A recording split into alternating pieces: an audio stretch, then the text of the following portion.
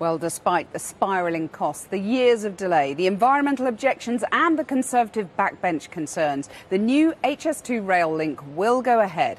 First linking London to here in Birmingham and then a second phase on to Manchester and Leeds. Boris Johnson insisted it would bring prosperity across the country and promised a full-time minister to take charge of keeping costs under control. But there are plenty of Tory backbenchers who remain deeply critical of the whole project. With our first report tonight, our political editor Gary Gibbon is in Westminster. Gary. As you say, there's been no shortage of Tories critical of this plan, but there was a sense today, rather a subdued air in the House of Commons when Boris Johnson made his announcement that they were giving up the battle. He's a newly elected Prime Minister with a fat majority who's determined to do this, and you sense that the fire has gone out from most of that campaign as far as Tory MPs are concerned. Doesn't stop them being critical, though. They're saying, what on earth are we doing running a high-speed rail link between Labour cities and charging it through Tory towns?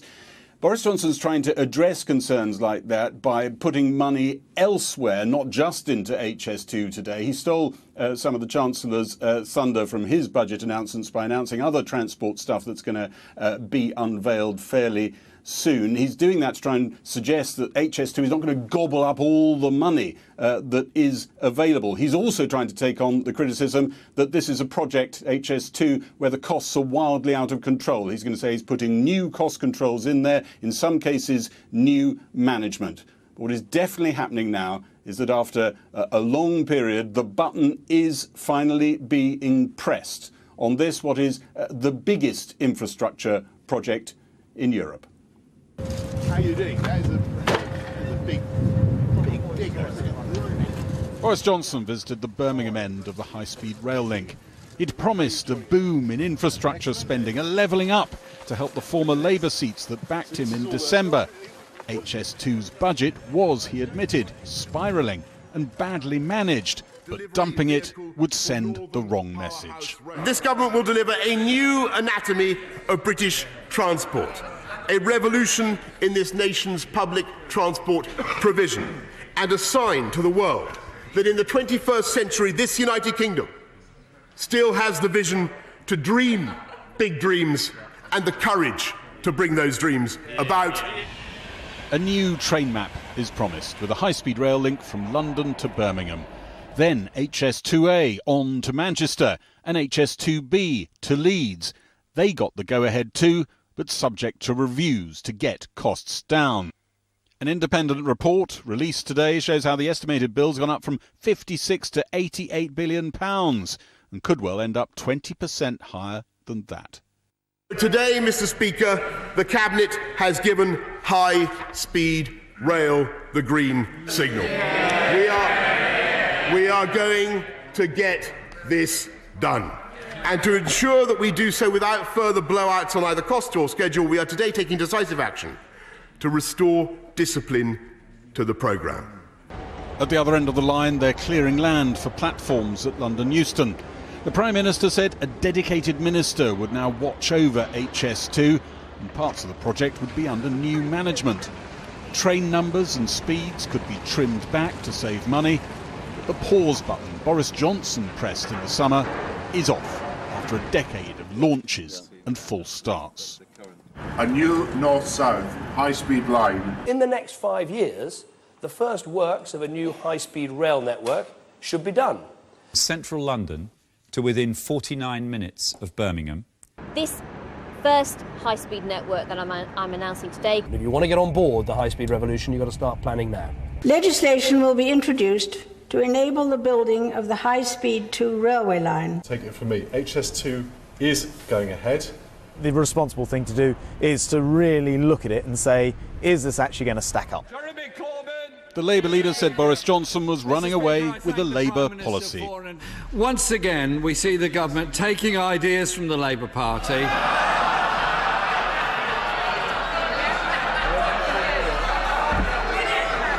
Adopting our language, but falling very long way short on the substance of it.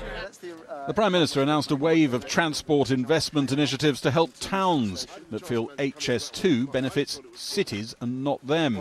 I booked early. I couldn't get on it. I had to get on the slow train from Marlborough.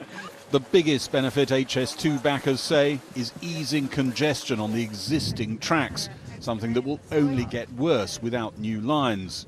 Blimey, it looks like Pompeii. Fantastic. Protesters at Denham in Buckinghamshire tried to slow down a digger at an HS2 construction site today.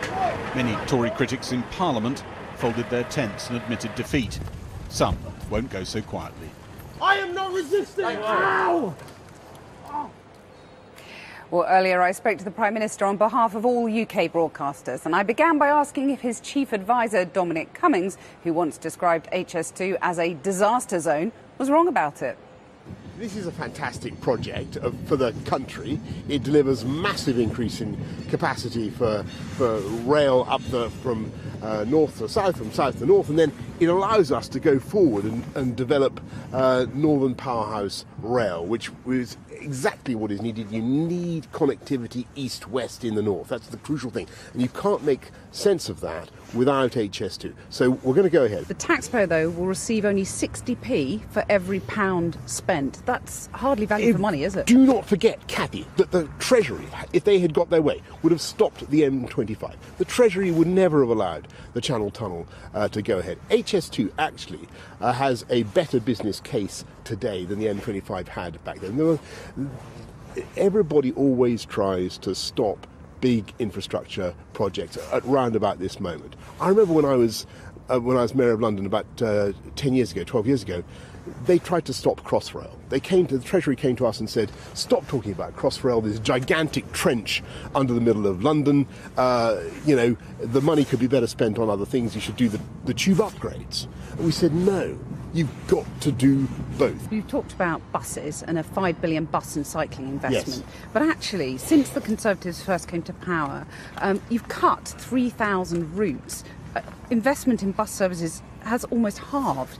Was that a mistake? Well, when I was Mayor of London, we saw a huge increase in buses and bus ridership, and I'm a massive believer in buses and what they can do to change people's lives. And I come at this from that perspective. I think if you're living in a town or a rural area, which has, as you say, has seen a falling away in its bus service, and they have over decades, now's the time to recognise that clean, green buses not only help to get cars off the roads, reduce congestion, reduce pollution, they also give an opportunity to people to get to places of work. They can totally transform lives. So I'm a massive believer in buses, and that's why we're making this investment now. And they will be built in the UK. You've overruled the objections of your chief advisor, Dominic Cummings, on HS2. Does he now know who's boss? Well, the government this morning took a collective cabinet decision, and unanimous? It was unanimous. I didn't hear a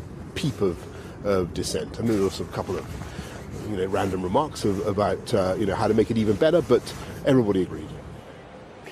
The Prime Minister speaking to me earlier. Well, the impact of the new rail line has been greeted with dismay or enthusiasm, depending on who you're asking. Environmental campaigners say more than 100 ancient woodlands will be lost, along with hundreds of wildlife sites. They call it costly and damaging a mistake. But business leaders have already called it great news for investment and growth in many parts of the country. Our Home Affairs correspondent Andy Davies has been hearing more. In a Warwickshire woodland, where seeds of the HS2 project are already taking root, the news from Westminster is met with deep resentment. We're in a climate emergency. We need to be doing sustainable creation, not destroying the country. This project is absolute madness. In Cubbington Wood near Leamington Spa, where HS2 will run, these activists have little time for pledges of new habitats replacing old. Including up to 7 million new trees and shrubs. This is listed as being a woodland in the Doomsday Book, and it's not just about what's above, it's also about what's below. You're standing on thousands of years of biodiversity. You cannot dig that up, dump it in a pile over there. You cannot translocate an ancient woodland. That's madness. We head 8 miles north to Burton Green. where HS2 will tunnel its way through amid compulsory purchase orders and disruption payments. Today's news not what Mike Mooney, 35 years a resident of the village, wanted. It's the life of the village and just, you know, disturbing the area. But all at once now, as if the village life doesn't matter anymore to these people. They're more determined to put this railroad through. Come hell, rain or sunshine, they don't seem to care. But in Birmingham, half an hour away, where many in business and politics have lobbied so hard for this grand HS2 vision, today's announcement will be hugely welcome news. For some now establishing new headquarters here, to others who've been based in Birmingham since even before the age of rail, in this case making cufflinks and other jewellery. It's fantastic to have HS2 coming to Birmingham. Birmingham has always been the second city, and it's now putting us on a level playing field with London. We've got big companies like KPMG moving to Birmingham, and it makes us much more accessible going forward. So we can offer a range of products from the fencing of the track itself right the way through to the infrastructure, so steel frame buildings. Across the city, with Europe's biggest infrastructure project on their doorstep, this business is hoping its metal manufacturing skills might find in HS2 a new client. There is a huge divide between the south and the Midlands and the north, and actually if we can reduce that divide, what we actually get is more trade spread right the way across the UK, which is now more important than ever. In Birmingham city centre this afternoon came other endorsements. It's a good job they've gone ahead with it because HSBC and all that have moved on the back of it, so yeah, I suppose creating jobs and whatnot, so yeah, positive. I think the opportunities being expanded up here is a great thing, so money well spent and it creates jobs and opportunities, so yeah. But amidst the vast cost of the scheme, others remain deeply unconvinced. Any thoughts? Very sore subject, lots Why? of money being wasted, I feel. Money wasted, she says, echoing the view of those back in South Covington Wood, where the camp has stood for over 4 months now, and where, despite today's announcement, this protest goes on. Are you going to stay here for a while? Yeah, absolutely. We'll be here as long as it takes. You could be arrested if you're not moved off Well, the there land. could be enough of us to stand up against it. Sometimes you have to take a stand, and this is one of those times. And they are not alone, as other activists along the route dig in. Another challenge for a project already so hampered by spiralling costs and delays. Well, joining me now are the Mayor for the West Midlands, Andy Street, and Nikki Williams, who's Head of Campaigns at the Wildlife Trust. Andy Street first. When you look at the money, £106 billion potentially, it is a lot, and a lot of people here in Birmingham won't necessarily benefit. Is it worth every penny?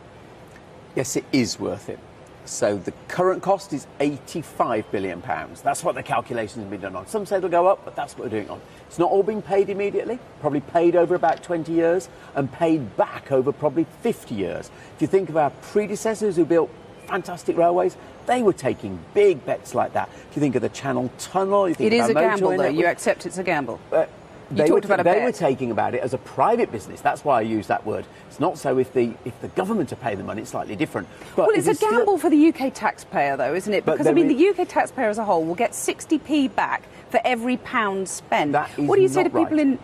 Well, that's what the deputy chair of the review group said. That's what he said, but that is not what the majority report of the review said. They said there was well over a pound back for every pound invested. A critical difference.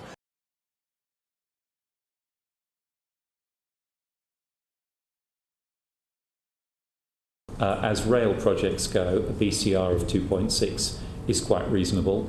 If it were to fall much below 1.5, I would certainly be putting it under some very close scrutiny. And the Chancellor has said that he's poured all over the numbers, and yes, there is a payback.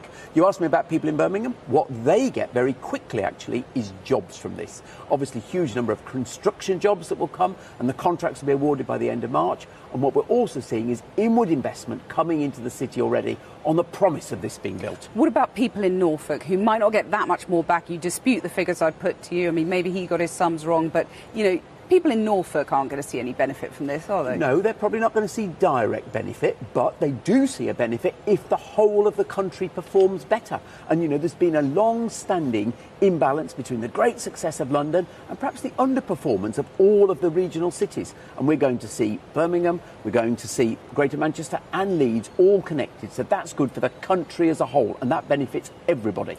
Nikki Williams, you've heard about the benefits. Is it worth the environmental sacrifice?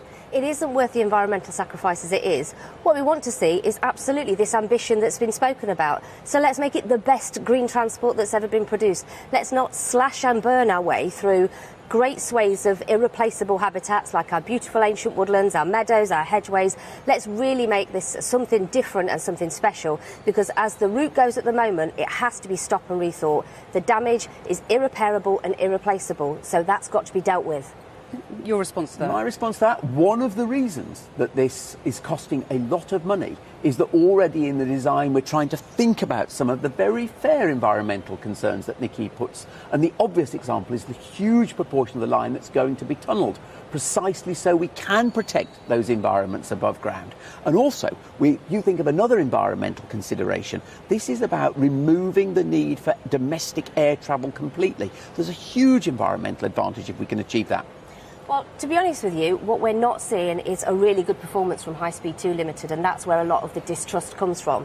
It was highlighted by Boris Johnson himself today that they're not performing great, and we would echo that completely. We're not being listened to. We've been really productive as the Wildlife Trust. We've gone out there with a green vision.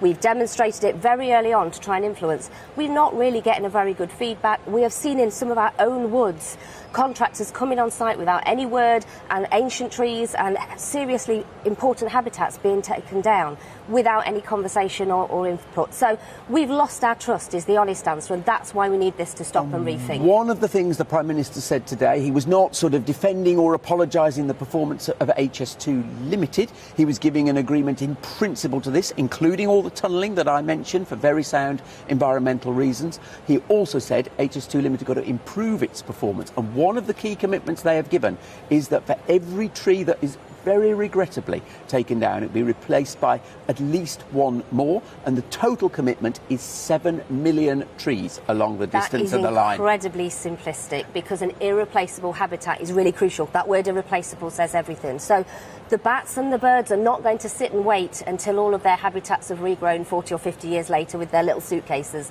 They do need that proper approach, and sometimes we need to tunnel more and we need to be more thoughtful. For example, there are temporary works going into ancient woodland. That shouldn't be happening, and they're the kind of things that are really making us nervous as conservationists. And if it, just talking about the second phase, which is getting the go-ahead, but there will be reviews in the cost, do you think if costs spiral on that should be curtailed? I think it's got to be delivered for the total cost envelope. But the reason why there is this pause, as it's been described today, for the second phase is actually to make sure we do get the very best balance of route and new line against cost.